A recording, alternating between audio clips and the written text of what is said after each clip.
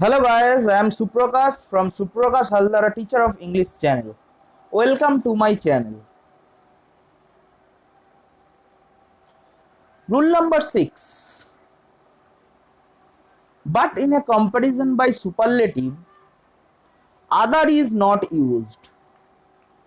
সুপারলেটিভের দ্বারা কম্পারিজন করা হলে আদারকে কিন্তু ইউজ করা যাবে না। কিভাবে? আমি দুটো উদাহরণ দিয়েছি, সেই উদাহরণের সাহায্যে আমি বোঝাই। He is the cleverest of all the boys in the class.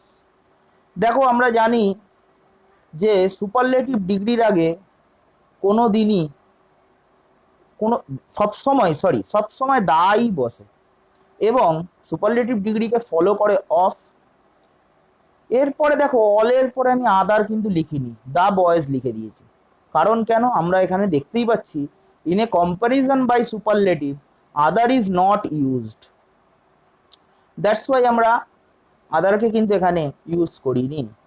Second সেন্টেন্সটি দেখো, Ram is the best of all the boys in the class. Ram is the best of all the boys in the class. Ram is the best. সেই আগের সেন্টেন্সটির মতন দেখো, এটি superlative degree এবং তার আগে the বসেছে এবং superlative degree is followed by of, দেখতেই পাচ্ছ এখানে। এবং অলের পর আমি কিন্তু এখানে আদার্স কিন্তু লাগাইনি, অ্যাড করিনি, কারণ সুপারলেটিভের সময় কম্পারিজন হলে আদার কিন্তু আমরা অ্যাড করতে পারবো না। নেক্সট রুলে আসে, rule number 7। The comparatives inferior, junior, prior, superior, senior are followed by to, not by than. কি বোঝা গেল? বলছে এই যে কম্পারেটিভসগুলো আছে, এই কম্পারেটিভসগুলি কিন্তু দেন ফলো করবে না। অর্থাৎ this comparative is not followed by than but is followed by to. এই কম্পারেটিভসগুলির পরে দেন কখনোই বসবে না। এই কম্পারেটিভসগুলির পরে সবসময় কিন্তু টু বসবে। দেখো, আমি দুটো এক্সাম্পলের মাধ্যমে বোঝানোর চেষ্টা করেছি। He is junior to me in service. দেখো, জুনিয়রের পর আমি কিন্তু দেন বসাইনি, জুনিয়রের পরে কিন্তু আমি টু বসিয়েছি। দেন বসালে কিন্তু আমার সেন্টেন্সটি সম্পূর্ণভাবে ভুল হয়ে যাবে। নেক্সট এক্সাম্পলটি দেখো, হি কেম প্রায়ার টু মি। দেখো, প্রায়ারের সঙ্গেও আমরা দেন বসাতে পারবো না, তাই আমি কিন্তু টু বসিয়েছি।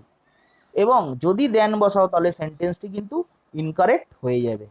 তাহলে বোঝা গেল এই যে কম্পারেটিভসগুলি, এইগুলি কোনোদিনই, this comparatives are not followed by than. কোনোদিনই এদের পরে দেন বসে কম্পারিজন হবে না, এদের পরে টু, সবসময় টু বসবে। Rule number 8। comparatives followed neither by then nor by to. Comparatives followed neither by then nor by to. সেই কম্পারেটিভস গুলো কি কি? যেগুলোর পরে দেনও বসবে না এবং টুও বসবে না। সেই কম্পারেটিভস গুলো হলো ফর্মার, লেটার, হাইন্ডার, আপার, ইনার, আউটার, এল্ডার, আটার, এক্সেট্রা। এই কম্পারেটিভসগুলোর পর কোনো দিনই দেন এবং টু বসানো যায় না। এই কম্পারেটিভগুলোর পরে অফ বসাতে পারো। কখন? যখন সিলেকশন ইজ ইমপ্লাইড। যখন সিলেকশনের কথা বলা হয়েছে তখন অফ বসানো যায়, বাট দেন আর টু কিন্তু বসানো যায় না। যেমনি আমি দুটো এক্সাম্পল দিয়েছি। দেখো, he is the former teacher of the school. দেখো, এই ফর্মারের পরে আমি কিন্তু না দেন বসিয়েছি না টু বসিয়েছি। সেকেন্ড এক্সাম্পলটা দেখো, I want the former of the two. এই সেন্টেন্সটিতে সিলেকশন ইজ ইমপ্লয়েড, অর্থাৎ সিলেকশন করানো বোঝানো হয়েছে। দেখো দুজনের মধ্যে থেকে প্রথম জনকে চাইছে আই ওয়ান্ট, তো এখানে বোঝা যাচ্ছে এখানে সিলেকশন ইজ এমপ্লয়েড, এখানে সিলেকশন করা হয়েছে বলে কম্পারেটিভ ডিগ্রির পর অফ বসেছে। দেন কিন্তু বা টু কিন্তু এই কম্পারেটিভ গুলোর পর বসে না।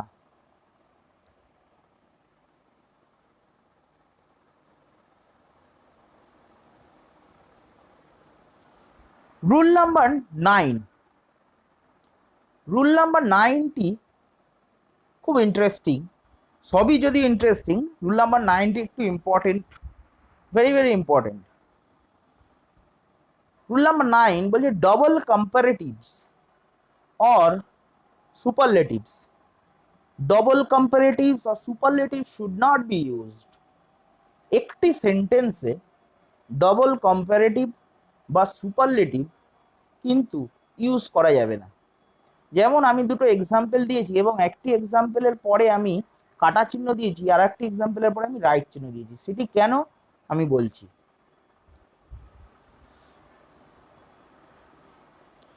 I am more happier than হি, এখানে হ্যাপিয়ারটা হলো কম্পারেটিভ ডিগ্রি।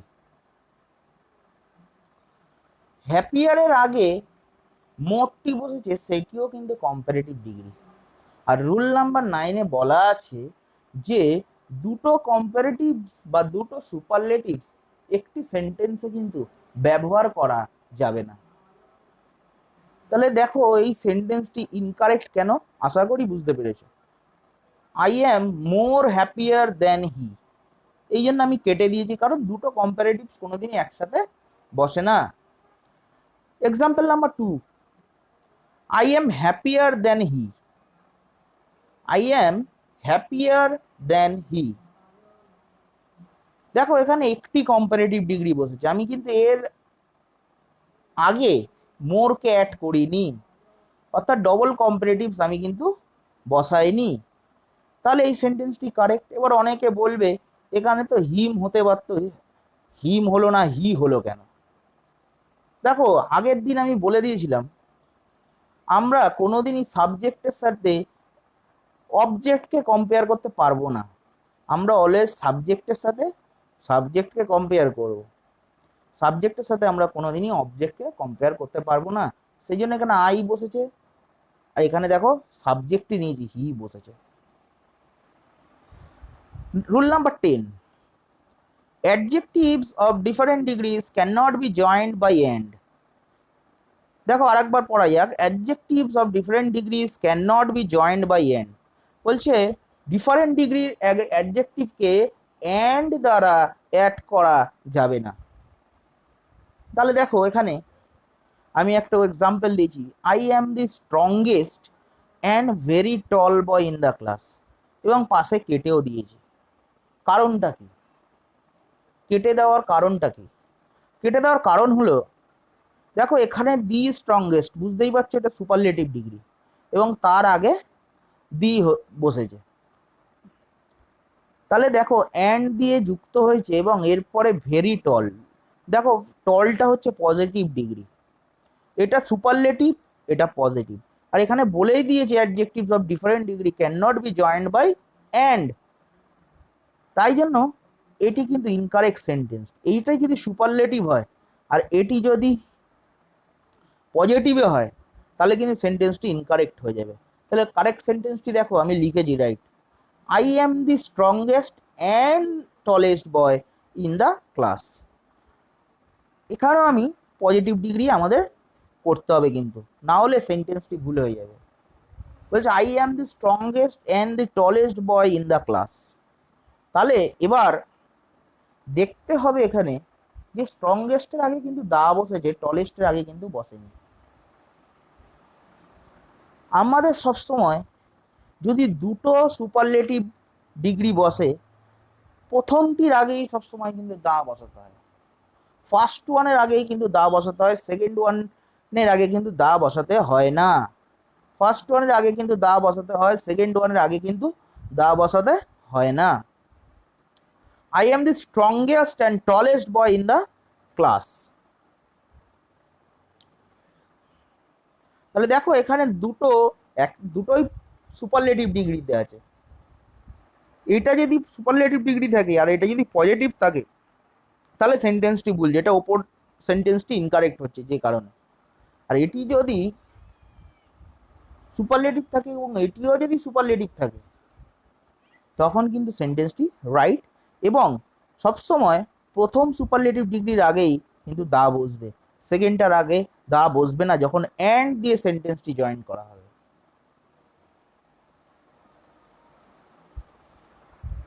রুল নাম্বার 11 কি বলছে? রুল নাম্বার 11 বলছে superlatives are generally preceded by the and followed by of except when they are qualified by possessive pronoun when they qualify the vocative case. আমরা জানি superlative generally preceded by the, superlative ডিগ্রির আগে সবসময় কিন্তু আমাদের দা বসে। যেমনি ধরো আমি যদি এখানে লিখি he is the best boy in the class,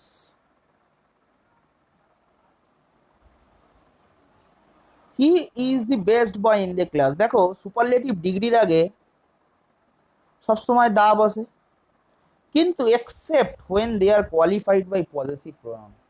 কিন্তু সুপারলেটিভ ডিগ্রি আগে যদি পজেসিভ প্রোনাউন বসে যায়, সুপারলেটিভ ডিগ্রির আগে যদি পজেসিভ প্রোনাউন বসে যায়, অর্থাৎ সুপারলেটিভ ডিগ্রিটাকে পজেসিভ প্রোনাউন দ্বারা কোয়ালিফাইড করা হয়, তখন কিন্তু সেই সুপারলেটিভ ডিগ্রির আগে দা বসে না। দেখো he is my best friend.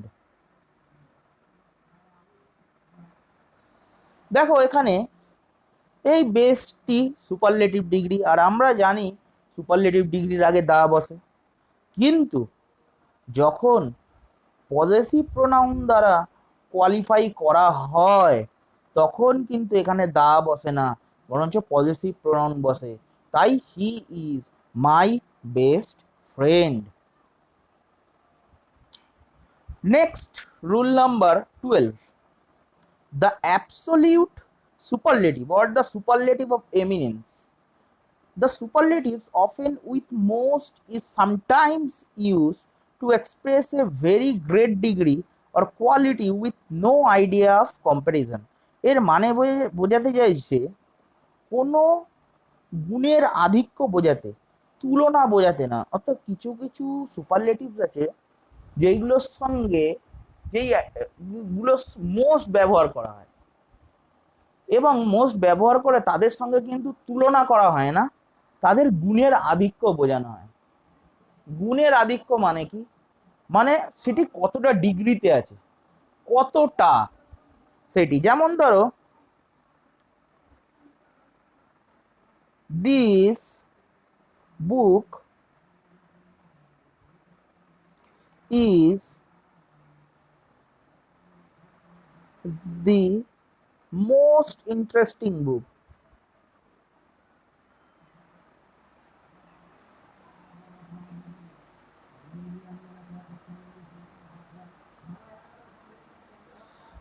দেখো this book is the most interesting book। তাহলে এখান থেকে কি বোঝা গেল? দেখো ইন্টারেস্টিং বুকস হচ্ছে, এটা কিন্তু কোনো বুকের মধ্যে তুলনা করা হচ্ছে না, এখানেও কিন্তু ডিগ্রি বলা যায় বুকটা কতটা ইন্টারেস্টিং, মোস্ট ইন্টারেস্টিং। তাহলে কিন্তু এখানে যে মোস্টটি বসেছে এখানে কিন্তু তুলনা বোঝাচ্ছে না, এখানে বোঝাচ্ছে গুণের আধিক্য, অর্থাৎ বইটি কতটা ইন্টারেস্টিং সেইটি বোঝাতে চাইছে।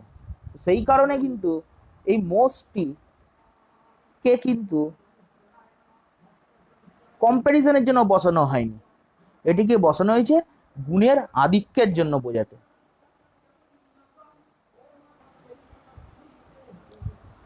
রুল নাম্বার 12, কি বলছে, either means one or the other of two, or number two বলছে each of the two and is followed by noun. কি noun? Followed by singular noun. আইদারের পর কোনো দিনই প্লুরাল নাউন বসে না। আইদারের পর কোনো দিনই প্লুরাল নাউন বসে না, বরঞ্চ সিঙ্গুলার নাউন বসে। দেখো একটা এক্সাম্পল দিয়ে দেখাচ্ছি।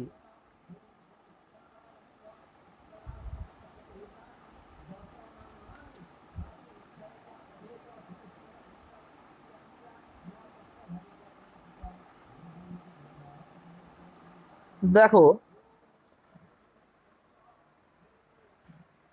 these can be done in either way.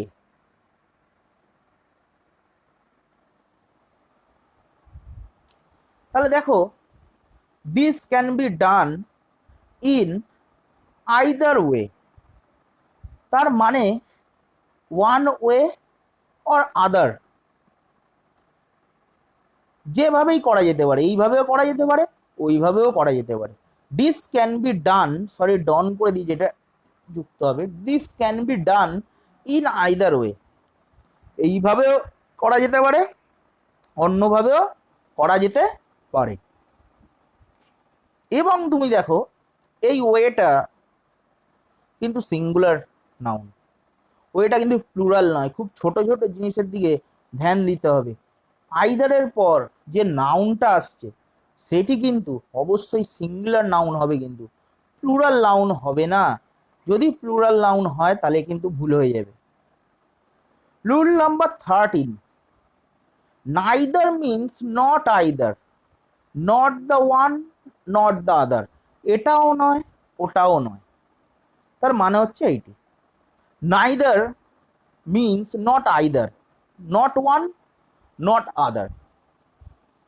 তাহলে একটা উদাহরণ দিয়ে আমি ব্যাপারটা বোঝাই।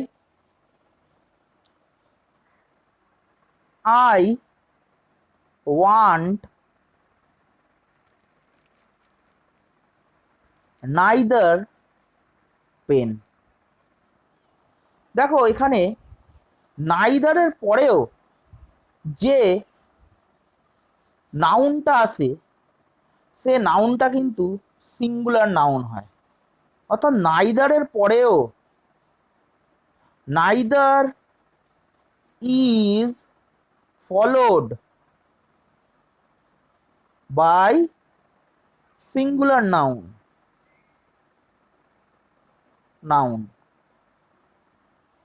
Neither is followed by singular noun. দেখো নাইদারের পরে যে এই নাউনটি বসেছে, এই নাউনটি কিন্তু সিঙ্গুলার।